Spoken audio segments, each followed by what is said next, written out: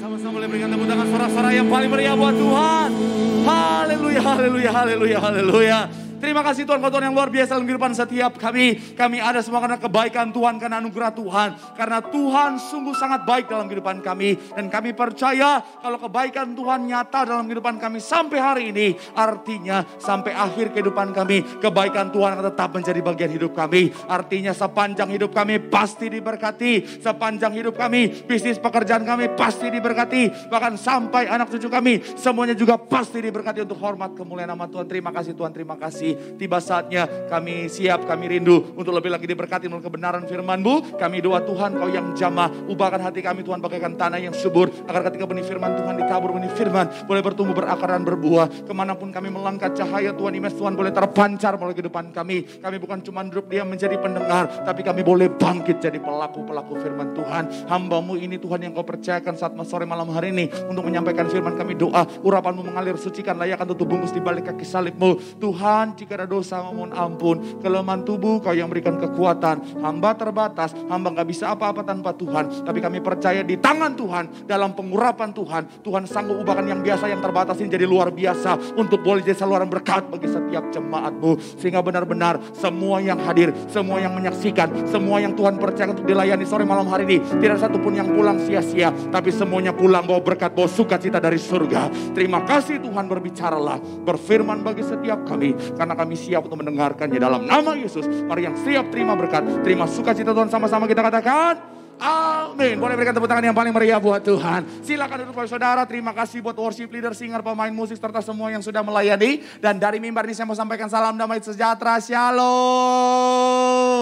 Sekali lagi shalom.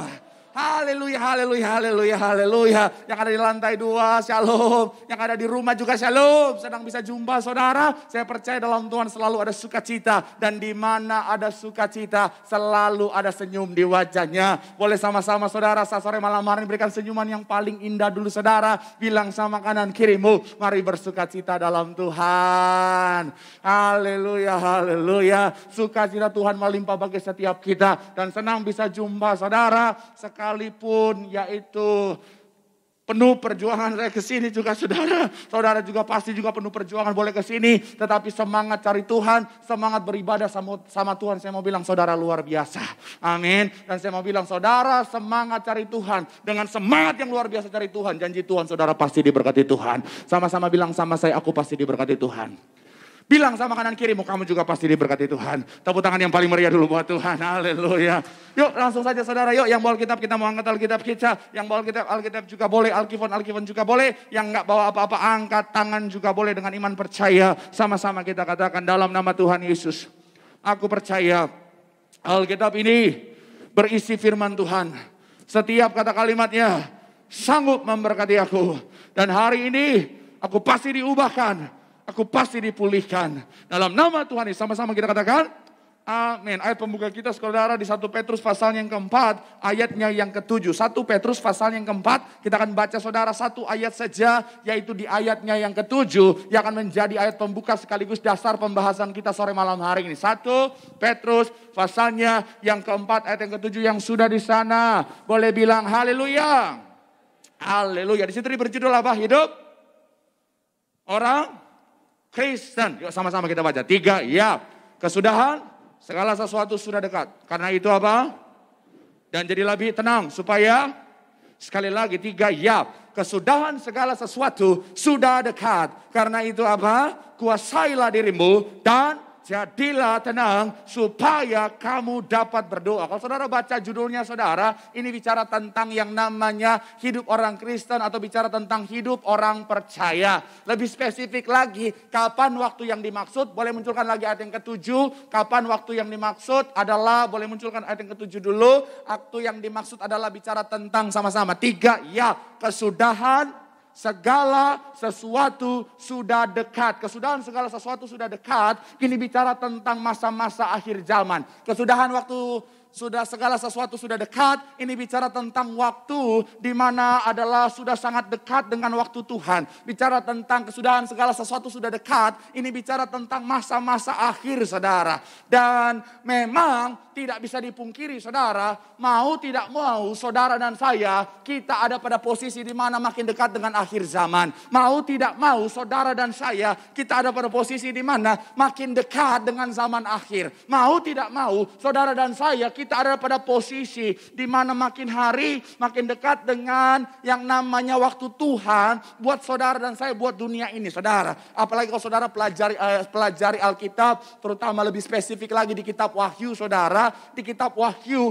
benar-benar dijelaskan dengan detail tentang tanda-tanda akhir zaman. Dan kalau saudara pelajari dengan sangat dalam, saudara bisa menemukan bahwa yang namanya tanda-tanda akhir zaman itu sudah mulai tergenapi satu persatu hari-hari ini saudara. Bahkan kalau saudara nonton berita saudara nonton sampai berita internasional misalnya saudara, semakin banyak poin-poin bicara tentang tanda-tanda zaman akhir itu makin muncul, makin nyata saudara. Itu kenapa? Mau tidak mau, suka tidak suka, kita sudah ada pada masa akhir zaman.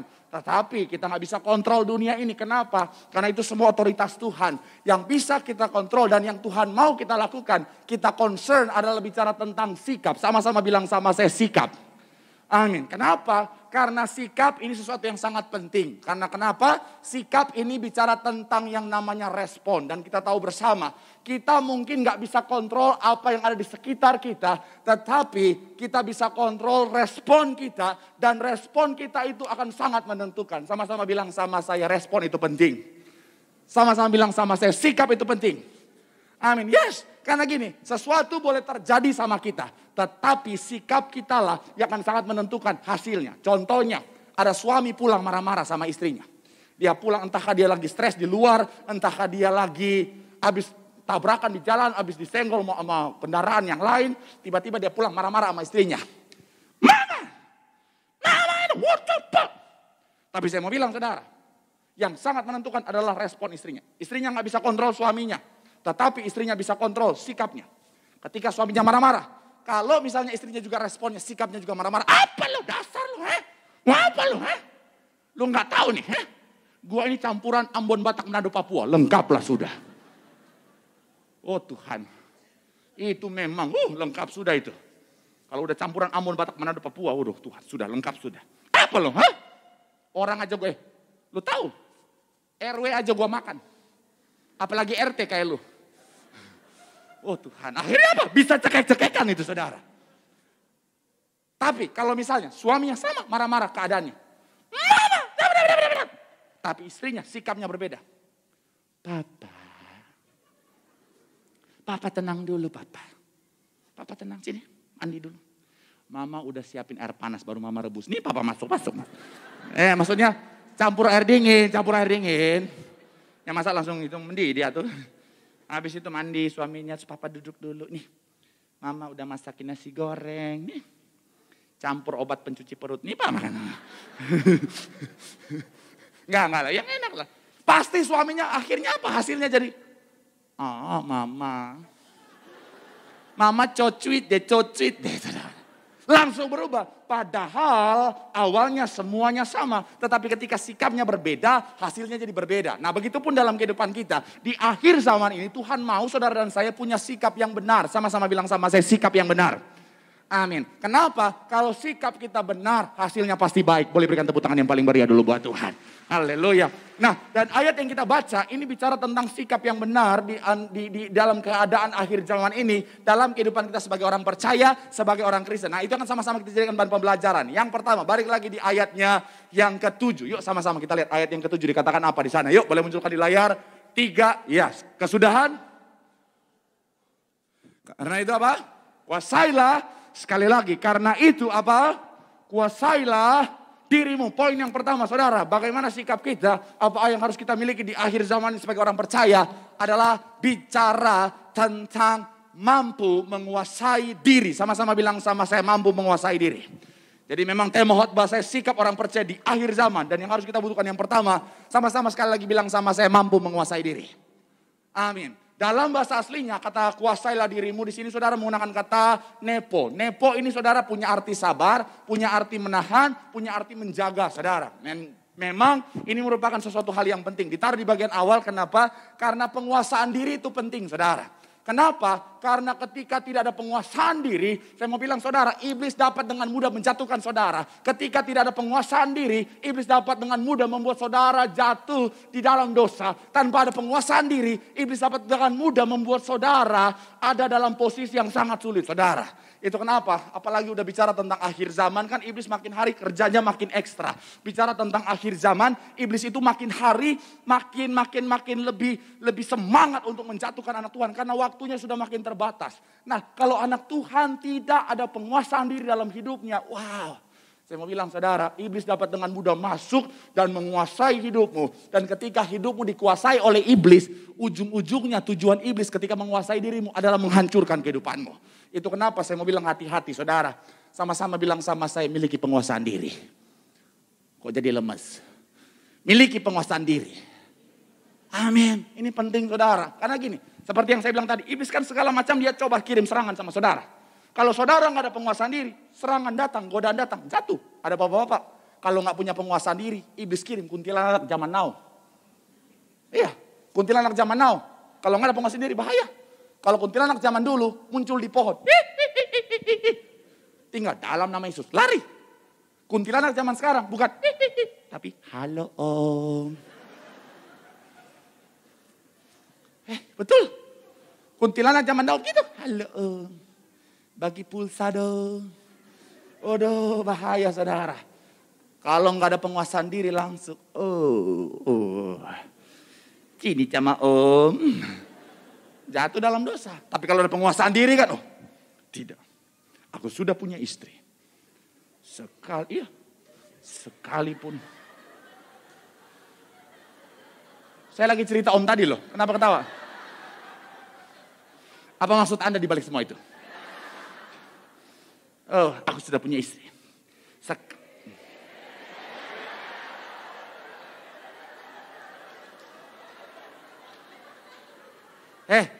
Jemaat. Apa sih aku tidak mengerti?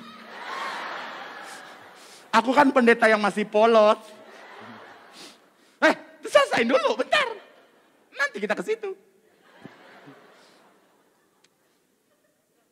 Sampai lupa. Tidak, aku sudah punya istri. Sekalipun ada godaan ini, tidak.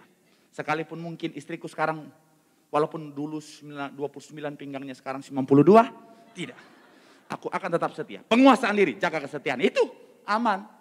Tetapi kalau nggak ada penguasaan diri itu tadi, jatuh dalam dosa. Banyak orang karena tidak ada penguasaan diri, akhirnya apa? Mohon maaf, bertindak bodoh. Karena tidak ada penguasaan diri, akhirnya apa? Curi. Karena tidak ada penguasaan diri, akhirnya apa? Korupsi. Karena tidak ada penguasaan diri, akhirnya apa? Melakukan dosa. Karena tidak ada penguasaan diri, akhirnya apa? Lakukan hal yang bodoh. Karena tidak ada penguasaan diri, akhirnya apa? Menyakiti orang lain.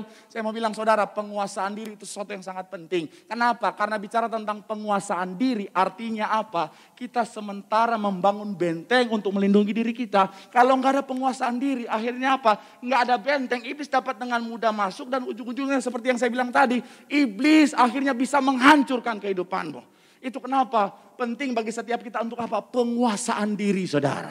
Karena saya mau bilang saudara, coba lihat ada satu quotes yang bilang begini saudara. Di tengah dunia yang tidak bisa terkontrol ini saudara, kita butuh yang namanya self control. You need self control in and out of control world. Kita butuh self control di tengah dunia yang tidak bisa terkontrol hari-hari ini saudara. Kenapa? Karena bicara tentang dunia hari-hari ini memang udah susah untuk dikontrol. Kalau saudara lihat aja ekonomi hari-hari saudara, banyak yang akhirnya bilang begini, aduh gua bingung sekarang hari-hari ini ekonomi kadang-kadang susah untuk diterka, kadang-kadang udah out of control, kadang-kadang udah tiba-tiba naik, tiba-tiba turun dan akhirnya bikin bingung. Bahkan saya pernah ngobrol dengan seorang yang cukup berkompeten di dunia keuangan saudara, dia bilang begini, hari-hari ini kalau Pak Pendeta lihat hari-hari ini Pak Pendeta banyak orang dibilang makin kaya di tengah pandemi.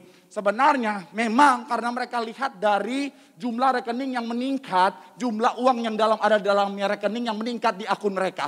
Tapi sebenarnya itu bukan karena makin kaya, tapi karena orang-orang hari-hari ini, para investor hari-hari ini sudah sangat berhati-hati dalam berinvestasi. Orang-orang yang dulunya investor, mereka sangat-sangat benar-benar lebih memilih untuk keep uangnya, keep cashnya, karena keadaan yang tidak menentu hari-hari ini. Saya mau bilang saudara, di dunia yang hari-hari ini saudara, out of control, kita butuh yang namanya pengendalian diri saudara. Karena saya mencatat di sini saudara, ada satu quotes lagi bilang begini, boleh munculkan di layar saudara.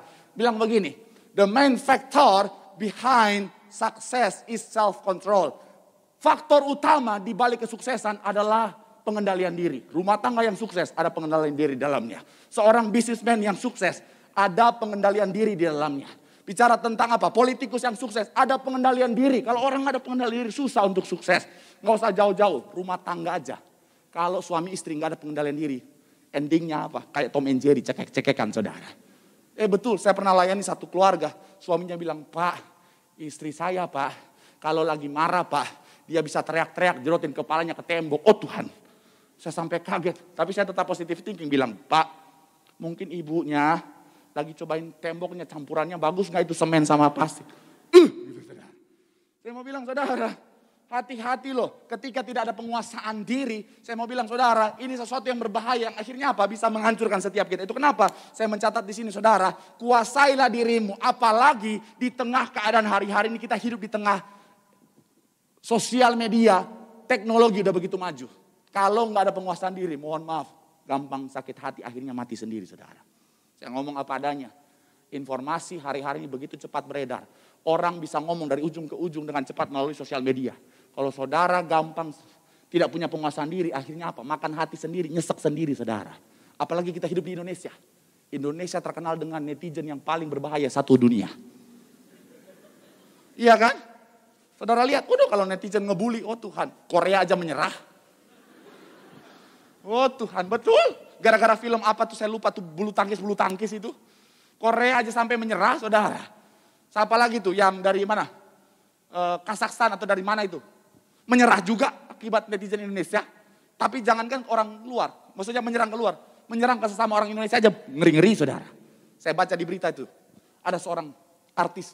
Karena keadaan dia gak bisa melahirkan secara normal. Akhirnya harus disesar. Ada ibu-ibu bilang begini. Kamu melahirkan secara sesar, kamu tidak menjadi seorang wanita yang seutuhnya. Padahal lagi sakit gitu saudara. Tega banget. Jangankan artis, pendeta juga kena. Nah saya masuk ke situ nih. Ini yang saudara tunggu-tunggu kan. Ya. Oleh karena kemurahan Tuhan ya. Akhirnya puji Tuhan kemarin saudara.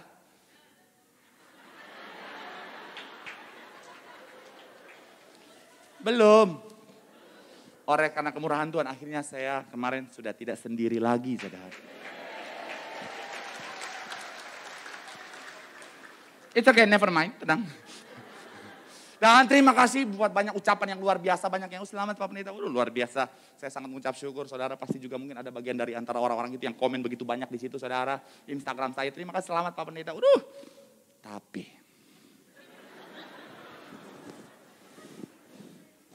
di tengah saya mau nyombong dulu.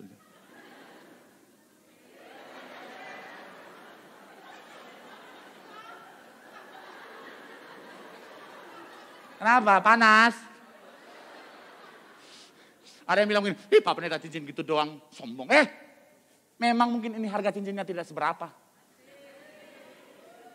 Tapi saudara tahu, di dalam cincin ini terkandung harga dekor. Harga catering. Oh Tuhan, harga orang rambut, orang make up. Tuhan. Saya mau bilang saudara makanya saya suka kesel gitu saudara. Ngeliat orang udah nikah, tetapi tidak menghargai rumah tangganya saudara. Main, celah. Nikah itu tidak murah. Oh Tuhan, baru nikah, baru catering aja begitu mahal saudara. Belum lagi apa? Dekor. Oh Tuhan, pas ngobrol, dekor bagaimana? Oh iya begini, oh iya kalau ini belasan juta, kalau ini puluhan juta. Kenapa ini bisa puluhan juta? Oh ini bunga hidup Pak Pendeta. Oh Tuhan, ini bunga hidup puluhan juta. Oh Tuhan, akhirnya saya bilang udah gak usah bunga hidup, itu bunga mati aja. Nanti saya lakukan mujizat, kasih hidup itu bunga-bunga sini. Oh Tuhan, daripada puluhan juta. Oh Tuhan, Belum lagi apa? Oh Tuhan, belum lagi itu orang rambut sama orang make up, kenapa harus beda? Mohon maaf ya, saya nggak ngerti apa-apa, tapi tolong, kalau kau belajar make up, belajar juga rambut, jangan pisah-pisah. Ngapain pisah-pisah, bayar mahal. Oh Tuhan, oh Tuhan Yesus. Oh Tuhan, mohon maaf, jadi curhat saya saudara.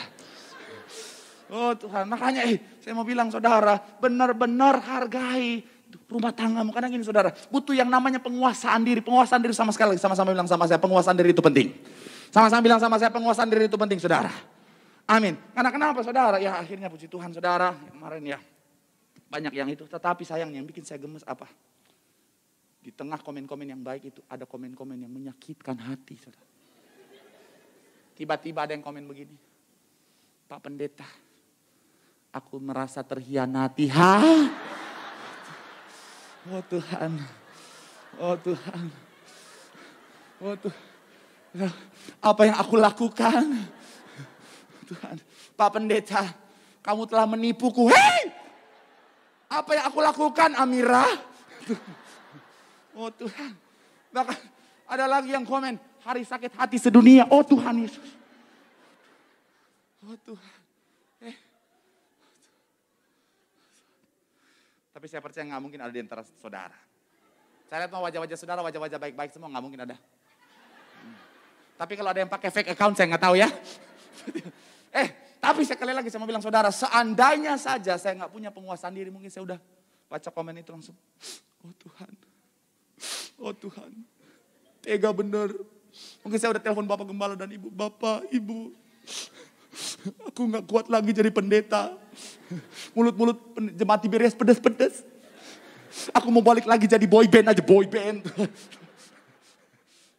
Tapi tidak. Saya punya penguasaan diri saudara. Akhirnya apa? Bisa ada sampai hari ini. Saya mau bilang saudara, saya ngeliat Bapak Gembala sidang bersama Ibu Gembala saudara. Waduh, serangan dari dalam, dari luar begitu luar biasa. Orang ngomong serang pakai media sosial aja begitu ngeri-ngeri saudara. Tapi hebatnya mereka tetap punya penguasaan diri. Dan akhirnya apa? Aman sampai hari ini. Saya mau bilang saudara, tetap milikilah penguasaan diri. Apapun serangan yang iblis coba kirim, apapun godaan yang iblis coba kirim, kau akan tetap aman sampai akhir hidupmu. Boleh berikan tepuk tangan yang paling meriah buat Tuhan. Bilang sama kanan kirimu, milikilah penguasaan diri. Tepuk tangan yang paling meriah buat Tuhan.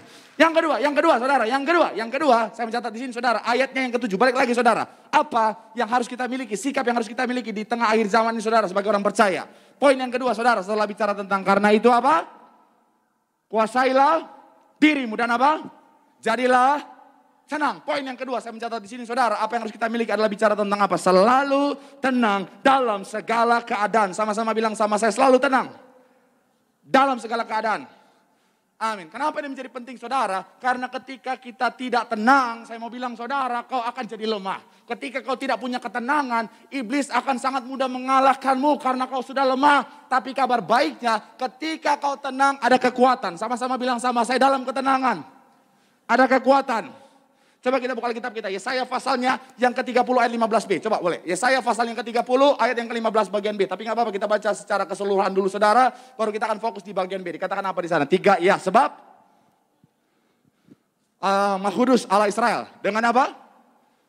Kamu akan dalam tinggal tenang dan percaya terletak apa? Sekali lagi, dalam tinggal tenang dan apa?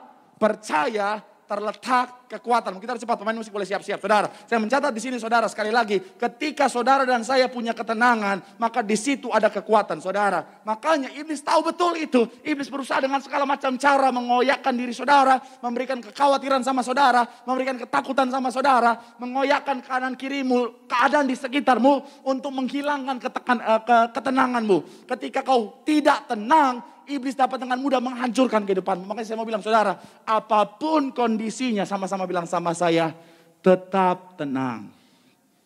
Apapun kondisinya tetap tenang. Karena ketika kita tenang, ada kekuatan, ada penelitian yang saya baca bilang begini saudara.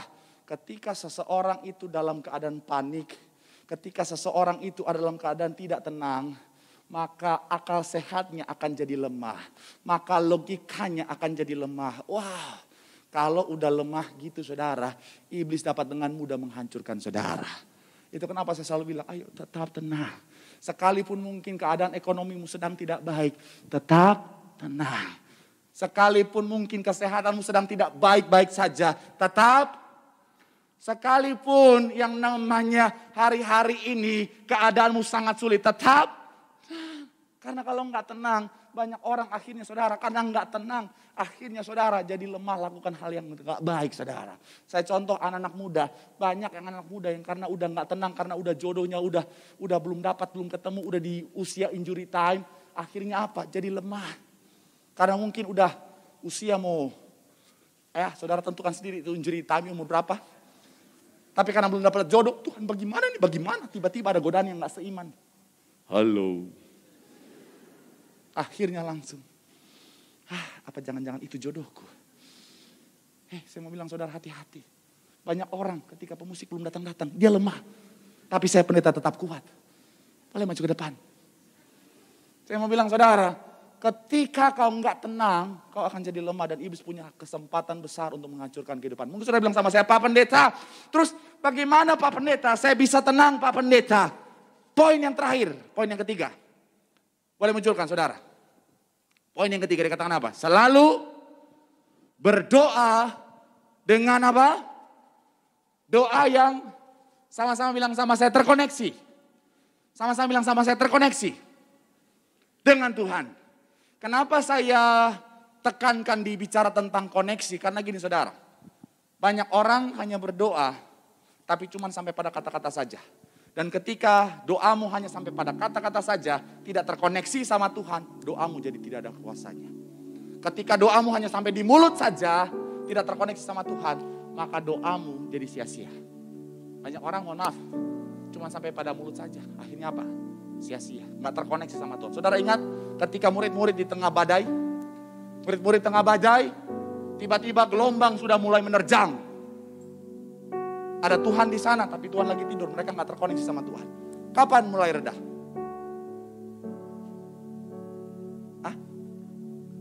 Belum pernah dengar ceritanya? Dulu sekolah minggu lewat jalur Sogok atau bagaimana? Kapan mulai tenang?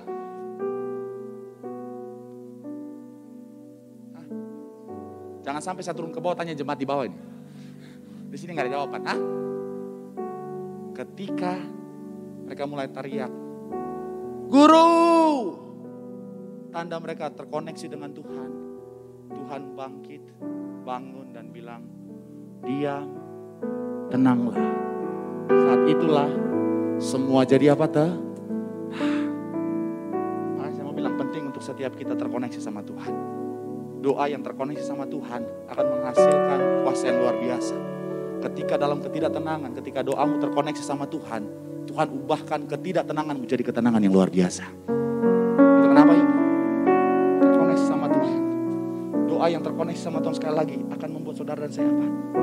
Tenang. Tenang. Dan saudara juga bisa ikutin. Saya suka gini.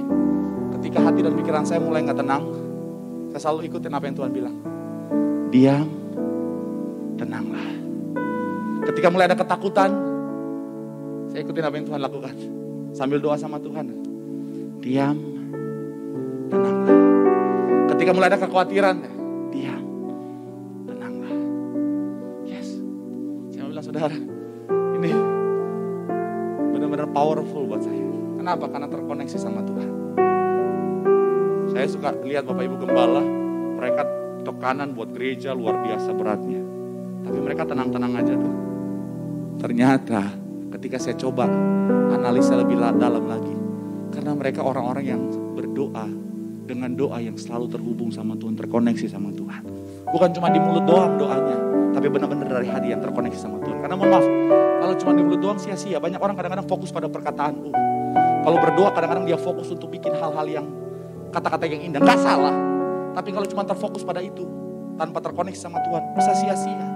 Ada orang-orang kadang-kadang kalau berdoa kadang-kadang gak tahu apa motivasinya. Entah kamu mau pengen Tuhan terpesona dengan kata-katanya atau pengen mencari kemuliaan atau nggak tahu apa. Tapi kadang-kadang ada orang doa tuh pujangga aja minta ampun, lihat dia. Betul. Kalau doa kadang-kadang Tuhan, kasih-Mu seluas samudra Atlantik. Kebaikanmu bagaikan deru ombak di laut.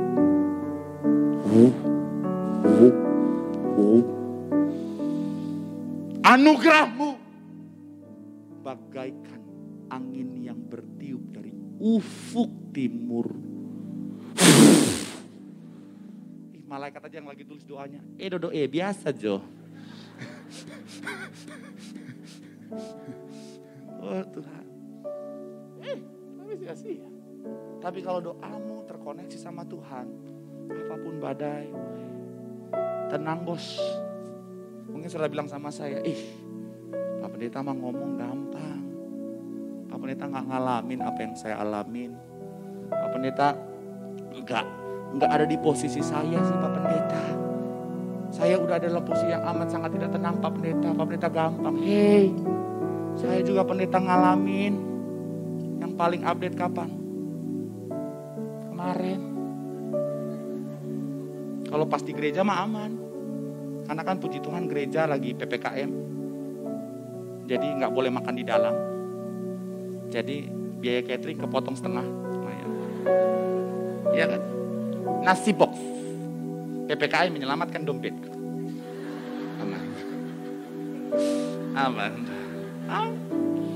Jadi nasi box silakan bawa banyak silakan ambil. Banyak berkelimpahan. Tenang.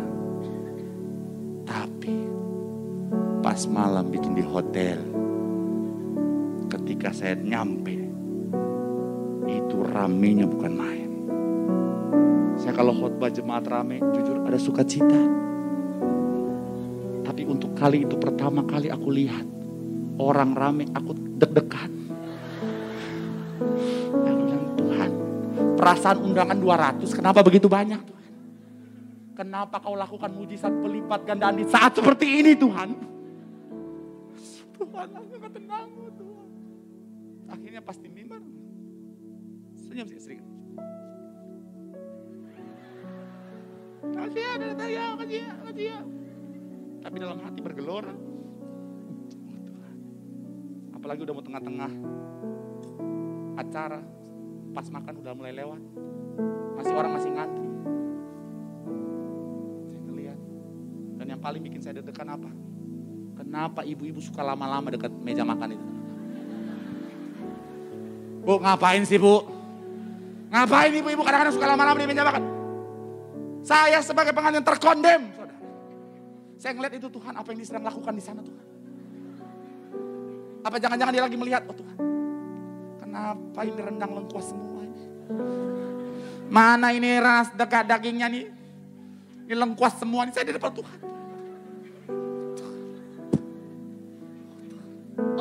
Oh Tuhan. Saya sampai berdoa, tapi puji Tuhan kan doa yang terkoneksi sama Tuhan. Akhirnya Tuhan, saya sampai berdoa, Tuhan tolong Tuhan. Segala niat jahat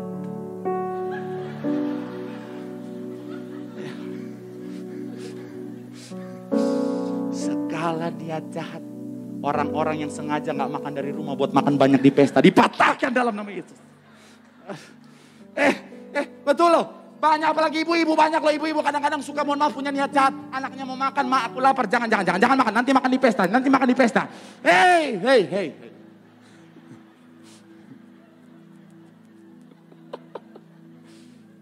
Dan coba ketawa, bertobat kalau Anda pelakunya.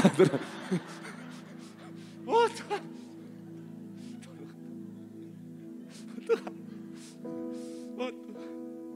Tuhan, hamba sebagai hamba Tuhan berdoa.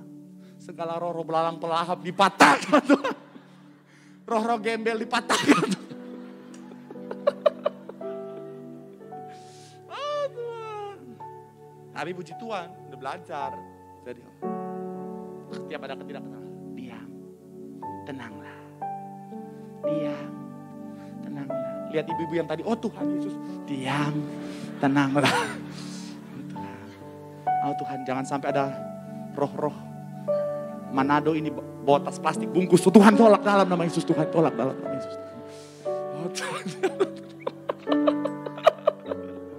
Oh Tuhan. Akhirnya apa? Sampai selesai acara. Ada ketenangan. Haleluya. Nanti pelunasan baru. Oh Tuhan, tenang, diam, tenanglah. Kalau orang-orang Pak tagihan, diam, tenanglah.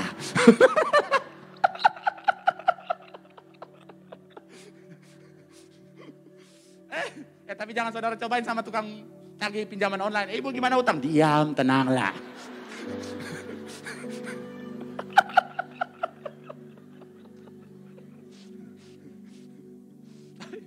Tapi benar, ketika hati ini terkoneksi sama Tuhan, akhirnya saudara ada ketenangan. Kenapa? Karena ketika kita berdoa dengan doa yang terkoneksi sama Tuhan, kita jadi tenang karena kita tahu ada Tuhan yang maha kuasa yang sanggup handle semuanya. Dan kalau Tuhan yang handle, semuanya pasti akan baik-baik saja. Boleh berikan tepuk tangan yang paling meriah buat Tuhan. Bilang sama kanan kirimu, berdoa yang terkoneksi sama Tuhan, ada ketenangan yang luar biasa di dalamnya. Tepuk tangan yang paling meriah.